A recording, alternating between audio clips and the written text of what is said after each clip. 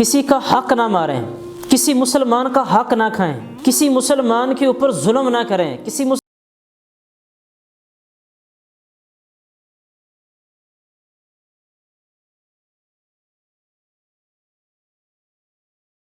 صحیح البخاری میں امام بخاری رحمۃ اللہ علیہ نے ایک واقعہ نقل کیا ہے۔ بنی اسرائیل میں ایک بندے نے کسی دوسرے بندے سے زمین خریدی، اقارن کا لفظ آتا ہے، وہ زمین ہے، گھر ہے یا کھجوروں کا باغ ہے۔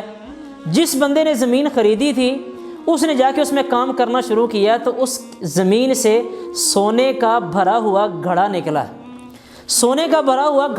ہے۔ اس بندے نے اپنا وہ سونے کا بھرا ہوا گھڑا اٹھایا، جس سے زمین خریدی تھی اس کو آ کے واپس کر کے کہتا ہے کہ یہ تیری زمین تھی، تو نے دبایا ہوگا، اس پہ تیرا حق تھا، اس پہ میرا حق نہیں ہے، یہ تو رکھ۔ اب جس نے زمین بیچی تھی اس نے کہا کہ میں نے تجھے زمین بھی بیچی تھی، میں نے تجھے جو زمین کے اندر تھا سارا کچھ بیچا تھا، یہ تیرا، اس کے اوپر میرا کوئی حق نہیں ہے۔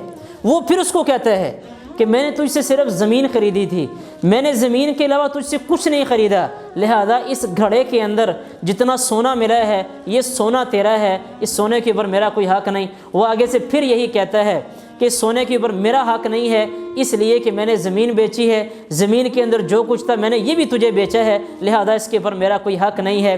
دونوں کی آپس میں بحث و تکرار شروع ہوئی۔ یہاں مسلمانوں کے لیے، ہمارے لیے لمحہ فکریہ یہ ہے، بنی اسرائیل کے لوگ جو جنت میں ہم سے بعد میں جائیں گے، ہمیں اللہ رب العالمین جنت میں لے کے جائے، ہم جنت میں ان سے پہلے جائیں گے۔ اللہ رب العالمین کے وہ دو بندے، ایک یہ کہتا ہے اس پہ میرا حق نہیں ہے، تیرا حق ہے، تو رکھ، وہ کہتا ہے اس پہ میرا حق نہیں ہے، یہ تو رکھ۔ اور میرے عزیز ساتھیوں، بھائیوں، سامعین، سننے والے، میری محترم معزز مائیں اور بہنیں سن رہی ہوں گی، اللہ رب العالمین نے ان لوگوں کے دلوں میں جو تقوی ڈالا تھا، جو ڈر پیدا کیا ہوا تھا، اچھا وہ دونوں کے درمیان میں جب بحث و تکرار زیادہ ہوئی تو وہ اس کا فیصلہ کروانے کے لیے ایک بندے کے پاس گئے۔ بندہ بڑا دانا تھا، اس نے ایک سے پوچھا کہ تیرا بیٹا ہے؟ اس نے کہا ہاں میرا بیٹا ہے۔ دوسرے کو کہا تیری بیٹی ہے؟ کہا ہاں میری بیٹی ہے، اور میں دونوں کا آپس میں نکاح کرو اور یہ ان کے نکاح کے اوپر خرچہ کر دو۔ اور ان دونوں نے بیٹے اور بیٹی کی شادی کی اور اس کے اوپر لگا دیا۔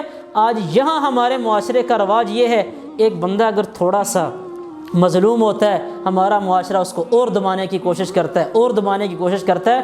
اللہ کے لیے دوسرے لوگوں کے اوپر ظلم نہ کریں، دوسرے لوگوں کے حقوق نہ کھائیں۔